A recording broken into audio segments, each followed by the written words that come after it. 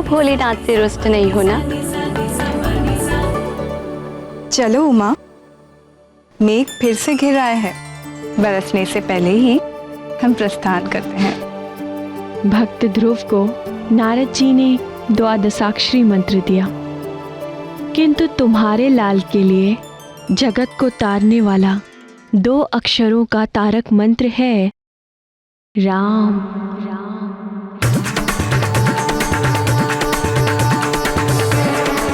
राम राम।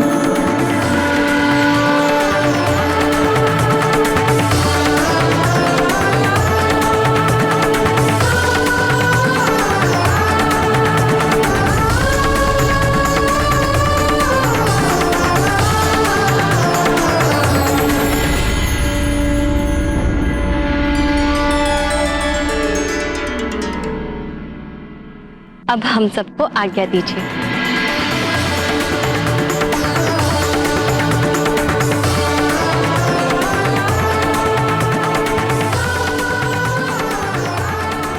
हे नटवर नागर, हमारी उत्सुकता और ना बढ़ाइए, आगे की कथा सुनाइए ना।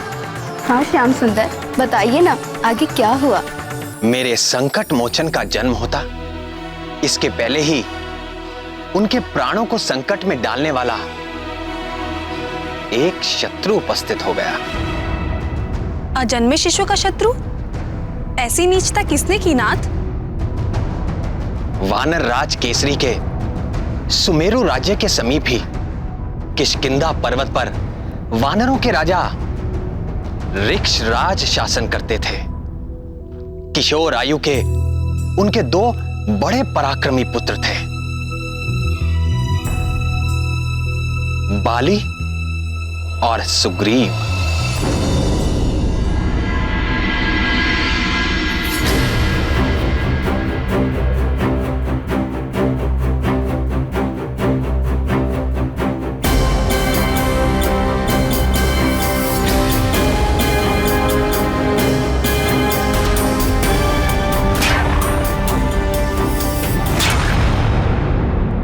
तुम मुझसे कभी जीत नहीं पाओगे सुग्रीव। प्रयास करना ही खिलाड़ी का धर्म है बाली भैया, और मैं प्रयास करता रहूंगा।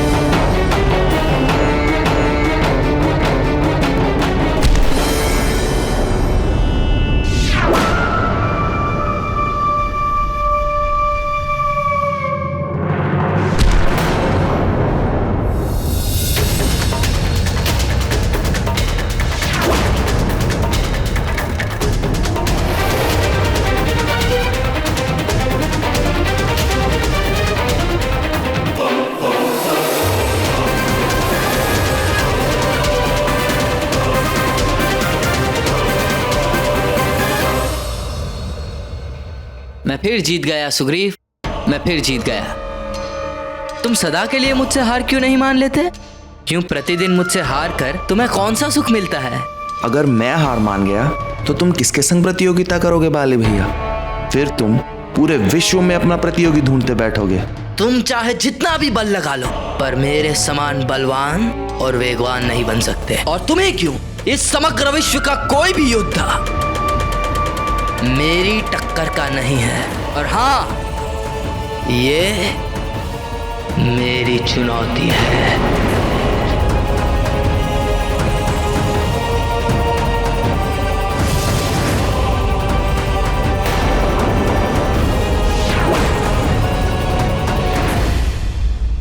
तो एक और चुनौती के लिए तैयार हो?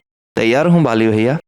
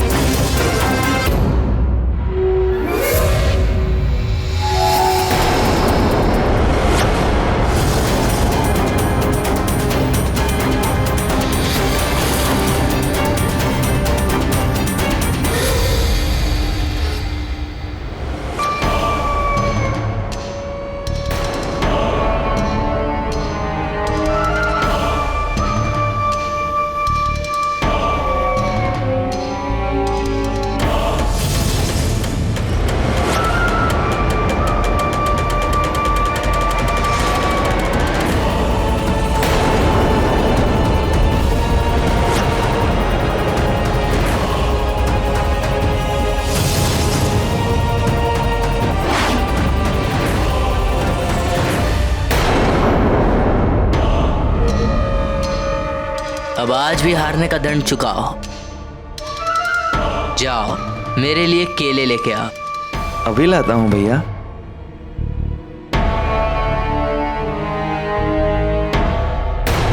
मैं अजय हूँ और मुझे कोई हरा नहीं सकता। श्रीमन नारायण नारायण।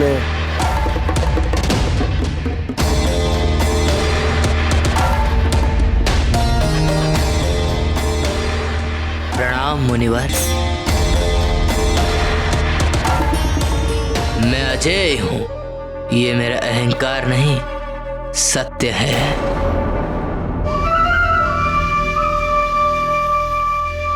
आज अजय हो, कल हो ना हो। ऐसा नहीं हो सकता। मेरा भाई सुग्रीव सूर्य समान तेजस्वी और बलशाही है, और जब वो मेरे तेज और बल का सामना करने में असमर्थ रहा तो और किसी का क्या सामर्थ्य। एक दिन ऐसा भी आ सकता है कि तुम्हें सुग्रीव से ही हारना पड़े।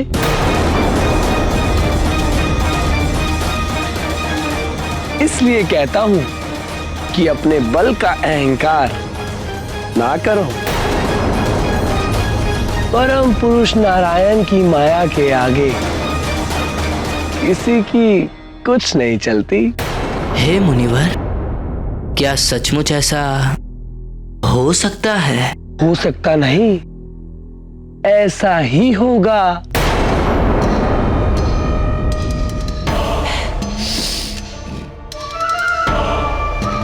किंतु यह कैसे संभव है? मैं नहीं मानता। संभव है।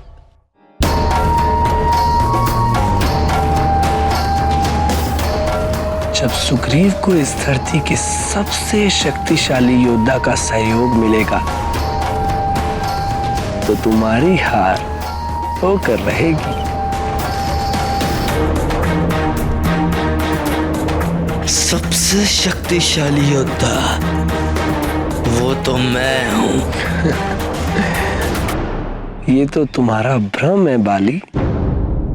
तुमसे भी शक्तिशाली योद्धा शीघ्र ही जन्म लेने वाला है। उसके बल के आगे तुम जैसे प्राणियों का ही नहीं, देवताओं का बल भी फीका पड़ जाने वाला है। इसलिए सर्वश्रेष्ठ योद्धा होने का घमंड छोड़ दो वत्स। किंतु वो है कौन? सुमेरु के शासक वानर राज केसरी का होने वाला पुत्र।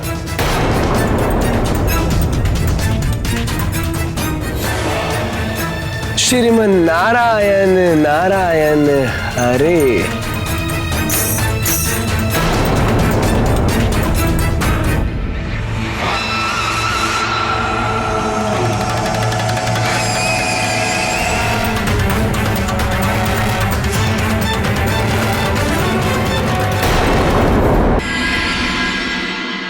देवर्षि नारद जी की शिक्षा से उल्टे बाली के मन में शत्रुता का ऐसा बीज पड़ा जो बिना किसी विलंब के अंकुरित होकर कुकृत्य रूपी फल देने वाला पाप वृक्ष बन गया। किंतु हे सर्वज्ञ सर्वेश्वर, नारद जी तो देवर्षि है। सब कुछ जानते बूझते हुए भी उन्होंने ऐसा किया ही क्यों? वो जो करते और कहते हैं उससे अंततः देवताओं और लोक का कल्याण ही सिद्ध होता है। किंतु उस समय ऐसा प्रतीत होता है कि वो देवताओं और प्राणियों का अहित कर रहे हैं। इस बार भी ऐसा ही हुआ। मुनिवर नारद की शिक्षा के तत्काल परिणाम से बाली ईर्ष्या और द्वेष की ज्वाला से जलने लगा। मैं इस धरती का सबसे शक्तिशाली योद्धा हूं और रहूंगा। चाहे इसके लिए मुझे किसी अजन्मे शिशु की हत्या भी क्यों ना करनी पड़े।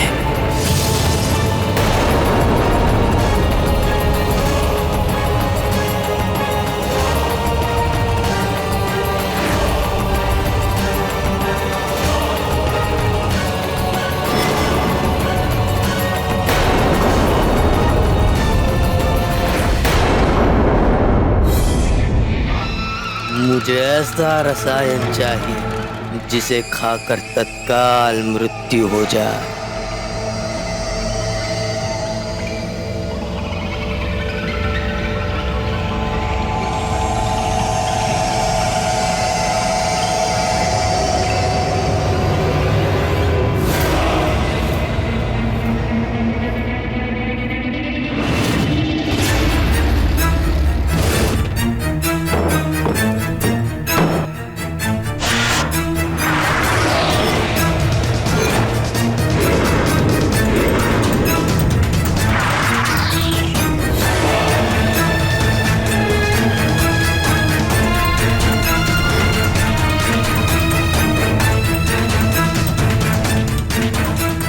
देखिए युवराज, इस डिबिया में मैंने स्वर्ण, रजत, लौह और पारा पंच धातुओं की भस्म को मिलाया है और इसके अतिरिक्त मैंने इसमें विषैली लूता अर्थात जंगली मकड़ी के विष को भी मिलाया है।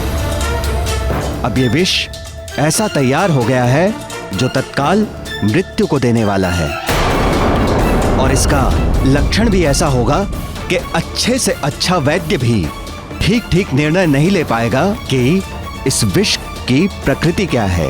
उपचार तो दूर की बात है युवराज।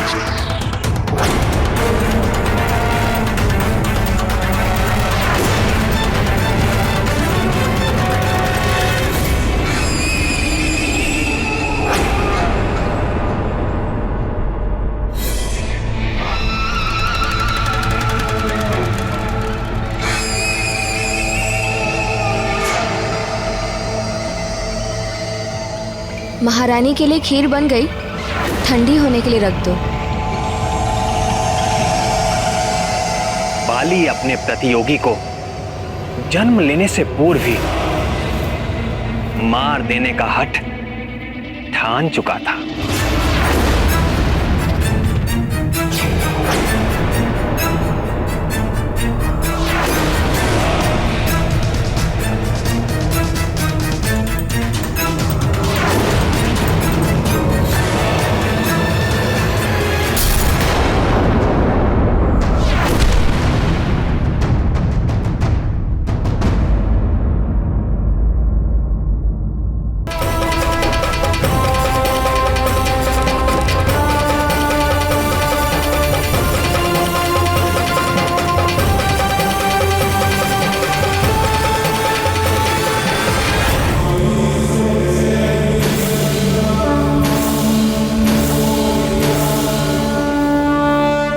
एक बार असफल होने पर भी उसने हार ना मानी और दूसरे दिन भोर में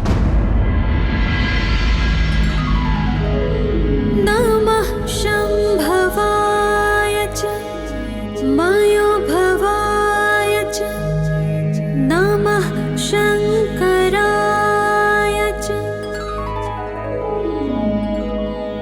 मयस्कराय च नमः शिवाय च शिवतराय च।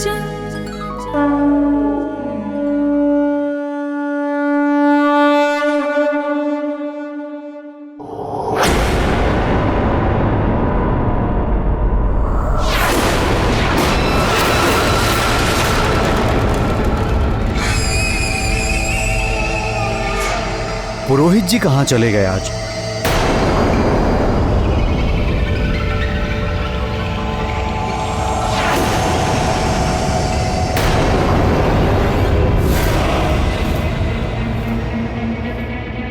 लगता है इस स्थान से अपरिचित हैं आप।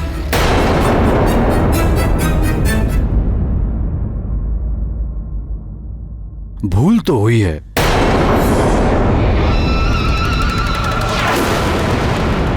यदि पुरोहित जी यहाँ होते तो महारानी को खीर का दोना नहीं, संपूर्ण पात्र ही सौंप देते।